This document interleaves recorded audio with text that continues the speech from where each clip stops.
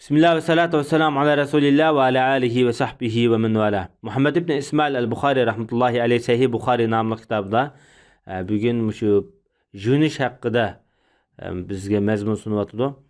Bu bir sağ ve bir sağ okşaş şu miqdardaki sular bilen juniş hakkında deydi. Bu bir sağ degen aynı devirdeki bir ülten birliki. Aynı devirde İslam devleti yeni kurulgan paytlerde Irak'ның, Damashq'ның, Medine'ninki ölçen birliklerinde bir san işletken bilen bunu qanchalik ekanligida o'xshamasliklar bor. Şoňlaşqa bir sani düşendiği vaqtda ulamaning düşendirişi xilma-xil bolgan. Ba'zan bir sa 5 ratil 3'ten 1, 5 ratil 3'ten 2 veya ki 9 ratil, 8 ratil, 7 ratil degan o'xshamagan fikrlar o'tirib chiqib her qaysi faqihlarniki bunun qarta ölçümü o'xshamagan. Bu İslamda birlik kelenmeydigan bir ixtiloflardan emas. Bu nimaga o'xshaydi degan vaqtida, masalan biz chorakni hisoblagan vaqtimizda chorak Qashqarning choraki 10 kilo, Oqsuning choraki 8 kilo. Bizda bunday o'xshamasliklar mavjud. Bu o'lcham birliklardagi har jutniki ishlatgan, qo'llangan usul o'xshamaydi. Shu jihatdan bu yerga o'xshamasliklar kelib chiqqan. Ama bugün günde bu sağ ölçemlerini ölçem kıldığı evvalla yok olup gitti. İslam dünyasında bir sağ ölçemli adır kullanmaydı. Adır umumlaşkan ölçem kilo. Dünya boyunca bu birleşken bir ölçem. Ama bugün günde şu sağda ulamalarning en küçük nazar qarışı 3 kiloga yaqin deb qaragan. 2,5 kilodan yuqori, 3 kilodan sel bilan biza töverek.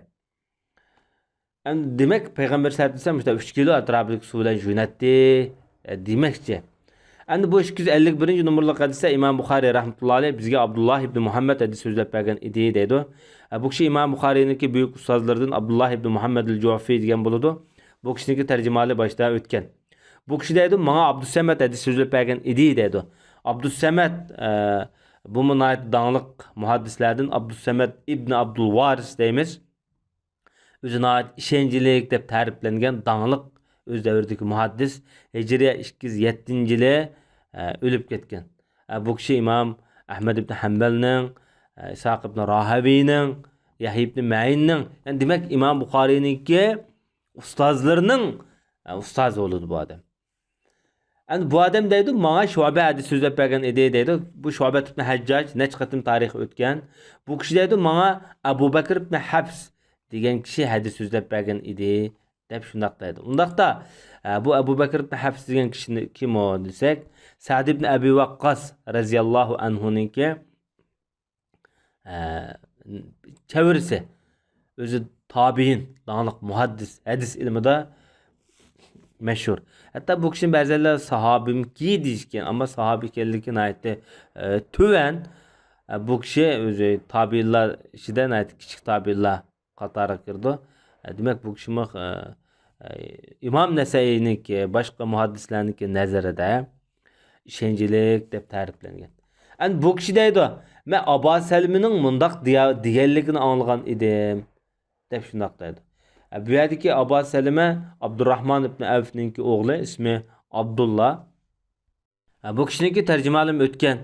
Bu kişi Ayşe anımız bu kişininki imildaş hammısı oludu. Çünkü bu kişine Abu Bakr Sıddık'ınki kızı, yani bir kızı, Ummu Kulsum degan kızı imitkenken. Ondaqda Ayşe anımız imildaş hammısı boludu. Bu imildaş hammısı bolğaçqa Ayşe anımızınki qışığa bahuzur kirvatıdı. Hadisin ahırda körsüler. Bu zat deydi hem de bu Salime. Men deydi. Ayşe'ninki inisi deydi. Ayşe'nin qışı huzura kirdik. Aynen Ayşe'nin inisi deydi. Bu Abdurrahman ibn Abu Bakr. Ayşe'nin inisi. Qışığa kirdik de bu inisi Ayşe anımızın soru deydi. Peygamberimizin guslu hakkında. Qanchalik suvda mesela taharat alatdi. Qandarak suv taharat alatdi jo'nat dedi. So'g'andikin bu anımız bu nazariy jihatda mundaq qilatdilam deb qo'ymay, amaliy nahmaydan ko'rsatib beryapti. Bu ta'lim tarbiyaniki eng küçük usuli bu amaliyat. Şundan bir çilek yoki bir das su ekilinglar deb buyurdi. Bir saat atrofida suv bor buningda jo'yindi deydi. Beşik suvunu kuydu deydi. Biz bilen anımızın arasında Ayşe anımızın arasında bir perde var deydi. Bazı ulemalar bulapmı Qazi İyaz rahmetullahi aleyh beşik su kuyganını bu kögen bu işe gelen bu yalamaçtak tarifine dep mandamı tarifligen. Mesela o yol kişinin özünün mahremleri bolsa akellere mesela baştan tüven yerini körenmeydi o. Baş taraflarını kögen buluş ihtimalına aitti. Yuqori dep qaragan. Bu arqılıq Ayşe anımız Peygamber sallallahu aleyhi ve sellem'deki qançılık su işletken qandaq quyğanlıqni tatib mesela ameli ders süptüde bunu göstərib bergen dep Qazi İyaz bu qaraşını güçlendirgen. Bu hadisin ahırda hem de Ebu Abdullah mundaq dedi deyilipti. Ebu Abdullah İmam Bukhari şu Yazid ibn Harun degen muhaddis mundaq degen idi deydi.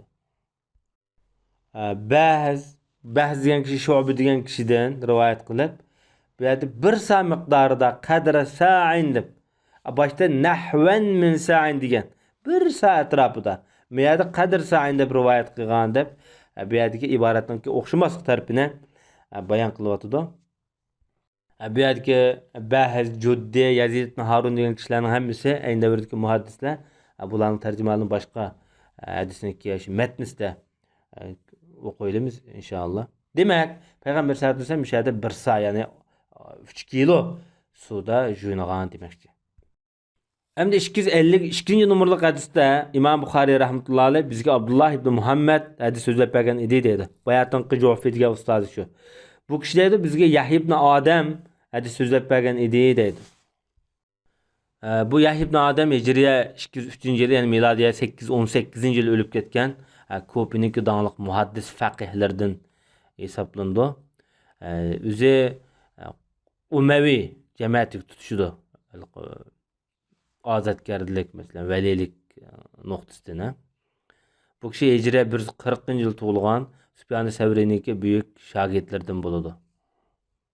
Bu kişininki Fe'el Feraiz, Ez-Zaval qatarlıq kitapları var, lekin bu kitabı bizge yetip gelmegen. Ama Xirac namlıq bir kitabı 1896 yılı ma'lum bir şerhşunas tarafidan yazılıp neşr qilingan. Endi bu Yahya degan odam deydi, bizga Zuhayr hadis so'zlab bergan edi deydi. Bu Zuhayr ibn Muaviye nomi bilan mashhur Abu Haysima kunyasi bu. Bu odam Jazira deganimiz shu Iroq, Suriye, Türkiye oralıqdaki bir oral bor. Dejli Furat orallari. Şu diyarniki dağınık muhaddisi. Aynı vaqtida bu ayrım bir rayon çoğun. Bu kişime öz devirdeki katta alimlardan hepsine ait küçük boğaçka hadis ilmi cihatta qilib chiqqan yetilgan büyüklerden. Hicriye 95. yılı tuğulgan. Yani miladiye 713. yıla to'g'ri keladi. Bu kişilerinki derece qatlimi bu çoğun tabiiylar qataridagi büyük shaxslardan. Bu kishi Abdullah ibn Mubarak qatarliq dağınlık muhaddislarniki ustazi. Ulamalar bu kishiga baho bergan vaqtida nayt ishonchlik, nayt puxta degan. Hatta Iroqliklar bunda puxtuluqda bu odamni eng oldin qatorda tizgan tanqishlar orasida. İmam Ahmed ibn Hanbel bu rastçılıkның kani degan bu adamni. Bu bek çoğun baha bu rastçılık degan. Bizning bugungi zamonimizda bir yalğançılık qo'shib ketyapti jamiyatimiz. Hamma qiliqlarimiz har tilimiz yalğanchi bo'lgan bilan ko'zimiz, qilqimiz, amaliy harakatimiz, yurish turishimiz yalğan bizniki. Yani shundaq bir davrda bu odamni bundaq rastçılıkның kani deb sifatlash bek çoğun baha bu. Bu Zuhayr degan kishi Abi Saq degan kishidan rivoyat qilyapti da bu hadisni. Undaqda bu Abu Ishaq deganimiz Abu Ishaq Subay'i nomi bilan mashhur. Amr ibn Abdullah ibn Ubayd ismi bilan mashhur. O'zimi nayt ko'p hadis rivoyat qilgan ishonchli raviylardan Kufada yashagan, Kufada o'lib ketgan. Hicriye 30-yil tug'ilib, Hicriye 126-yil o'lib ketgan mashhur büyük shaxslardan. Bu Abu İshaq deydi bizge Abu Ja'far hadis so'zlab bergan edi deydi. Bu Şialarni ait bir qutluqlaydigan İmam Baqir degan kishi shu. Bu kişininki tercümalı başta ötken ismi Muhammed ibn Ali ibn Hüseyin. Hüseyin ibn Ali ibn Abu Talib. Yani Ali ibn Abu Talib'ninki cemaat edin. Bu kişi Beqi'de defn kılıngan. Şiyalar bek naati çoğun bölüp hürmetlep bek ulu bilvagan bilen özü Şia emas. Bu kişi naati dağınlık öz devirdiki muhaddislerden. Hatta Ömer ibn Abdülaziz rahmetullahi aleyh halif boğa vaxtida bu adamda nurgun işladi. Mesele soratdı devletindeki işler hakkında. Bu Peygamberimizdeki o ayet tavabatidin çıkan meşhur ulema. Küçük vaxtlarda mesela Cabir ibn Abdullah'daki büyük sahabeler köse mesela kucakla suyup gidetti. Peygamberimizin balları cemaatti. Ne verilirdi bulanı. Bu büyük ellame 114. yıllar etrafında ölüp ketken Medine'de. Özü şu Peygamberimizdeki Beni Haşim cemaatininki katsı deb süpetlengen. Özüne ait heybetlik, akıllık, çevendas, bahadur.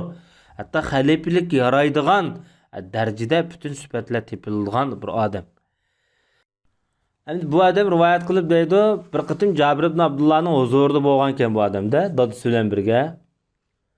Cabir ibn Abdullah'ın huzurida bir kısım cemaat, bir birlik cemaat o'ltiribdi. Ular hammasi g'usl haqida so'rabdi. Shunda Cabir ibn Abdullah debdiki, Cabir ibn Abdullah'ın şu ama ko'z ko'rmaslab qolgan vaqti. Bu dаңliq sahabigo Peygamber sallallohu alayhi vasallamniki eng söyümlik Resulullah'ın ayet muhabbet izhar qilgan sahabilar bu. Özünün tөгüsünü bergen ayet büyük. Şundan bu adam deydi, sana bir sa kupaya yeterlik jünüşta degan ki bir adam mundaq debdi. Bana yetmeydi o degende Cabir debdi ki, ey sendimi ait, çiçine ait köp, sendimi yaxşı bir adamga yetidi sana demiş ki yetmeydi o. Şu gap deb bo'lib hamda bizga kempir kiyim bilan lam bizga imom bo'lib bergan edi dedi Cabir Abdullahni. Ayati chechish ko'p sendimi yaxshi degan kishi payg'ambar sallallohu alayhi vasallam payg'ambar sallam aytdi sana demiş ki yetmeydi o chechijiq turib deb Cabir ibn Abdullah o kishiga raddiya beryotdi. Demak bu hadisda ham sahobalarniki payg'ambar sallallohu alayhi vasallamniki ish izlarini shu qadar izchil yaxshi ko'rib so'ydiganligi ta'kidlanishidan birga Peygamberlik qanday bir munazir jihatda Peygamberimizdeki ish izlarini asas qilib turib, tarixini asas qilib turib, ilim bilan ilimsizlarga, nadonlarga raddiya berganligini ko'rinib turibdi. Endi İmam Buxoriy rahmetullahi alayh 253 numaralı hadisda bizga Abu Nuaym hadis so'zlab bergan edi dedi. Abu Nuaym Fazl ibn Dukay nomi bilan mashhur bo'lgan İmam Buxoriyning ustozi, boshda o'tgan tarjimali. Bu kishi deydi bizga İbn Uyayna hadis so'zlab bergan edi dedi. Bu ikki Sufyan bati, biri Sufyan Savri, yani biri Sufyan ibn Uyayna. Bu yerda İbn Uyayna desek Sufyan ibn Uyayna maqsad. Bu kishining tarjimalari o'tgan. Bu kishi Amr ibn Dinar degan kishidan. Bu kishining tarjimalari o'tgan. Bu kishi Cabir ibn Zayd degan kishidan. Cabir ibn Zayd o'zi Abu Sha'sa kunyasi bilan mashhur. Özüne ait dağınlık muhaddis, hem faqih, hem katta tefsir şunas. Nemişqa degende bu Abdullah ibn Abbas'ınki nait xas şagirtlerden. Abdullah ibn Abbas tefsir ilmide nait meşhur. Hem ilimde meşhur, lekin tefsir ilmide texinbek meşhur gavudlangan da bizga ko'ringan taraf shu. Ama çünkü nurg'un şagirdlar var, mesela tefsir bilan meşhur bo'lgan. Şu tarafta bekrak ko'ringan. Bu kishi hamda Abdullah ibn Abbasniki xas shagird bo'lishi bilan birga, undan boshqa mesela Aysha onamiz qatorliq nurg'un sahobalardan hadis rivoyat qilgan. Hijriya 21-yil tug'ilgan bu kishi, Hijriya 93-yil, milodiya 712-yil o'lib ketgan dаңliq bir muhaddis. Bu kishi hamda ayni davrdagi islom markazlaridan mesela Basra, Hijaz qatorliq diyorlarda yurib, shu yerda nurg'un kattalardan hadis o'rgangan. Hatto Abdullah ibn Abbas bu kishi haqida mundaq bahoni bergan. Agar Basrliklar dedi, Jabirning gapiga ma'qul bo'lib, shuning gapiga kirib, shuning qishida ya ilm tahsil qilib qilsa, Albatta buning ilmi shularga yetib oshadi deb ta'riflagan. Demak, ustozininki buyuk bir maqtashiga erishgan, sazovar bo'lgan katta allomildan bu. İlimi bo'lgan erismanligidan her yili haj mavsumida hojlar keladi. Bu hojlarning ichida sahobalar, tabiinlar ko'p bo'ladi, değil mi sen? Haj mavsumiga kelib, shu Makka Madinalarda sahoba ulamolar bilan uçuşup, shulardan hadis o'rganib, ilm o'rganib qilayotgan bu kishi. Şoňlaşgan şu fatwa jihatda öz davrida eng mashhur mufti. Fatvani Jabir ibn Zayd'dek bildiğin adamni ko'mdim deb ta'riflagan. Umar ibn Dinar qatorliq şagirdlari. Hamda ulamolar nazarda bu kishi nayt zohid, nayt taqvo degandek sifatlarga erishgan. Demak, bu kishi Anas ibn Malik bilan bir haftaning ichida o'lib ketgan buyuklardan hamda. Şoňlaşqa Basrdagi eng oxirgi sahoba o'lib ketdi. Zemin yüzdeki en alim adam ölüp gitti deb bu işki baha bularga berilgan öz vaqtida. Hatta İmam Qatadi rahmetullahi alayh bugün Arabning alimi ölüp gitti deb bir xil beyaran bulup degan bu so'zni. Endi bu adam deydi Abdullah ibn Abbas rivoyat qilib, Abdullah ibn Abbas payg'ambarimizning nevrenisi. Haqiqatan payg'ambar Aleyhisselam ve Meymune Resulullah'ın ayali Abdullah ibn Abbas'ın hammisi. Bular bir qaçıdan juynattı deydi. Yazid ibn Harun Bahs Juddi Şu'be'den rivayet qilib bir sa miqdarda degan. Abu Abdullah deydi o, İmam Buxoriy şu.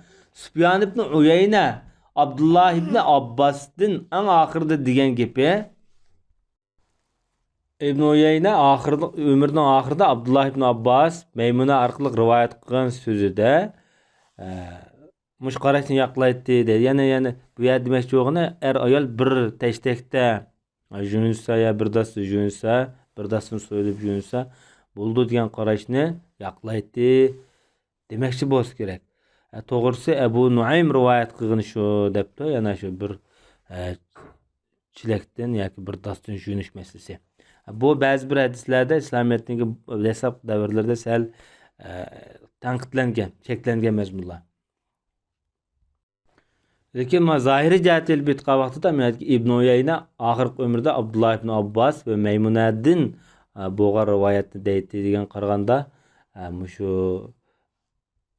hadisniki bosh rivoyatida azroq bir o'xshamas bo'lgandek turdi.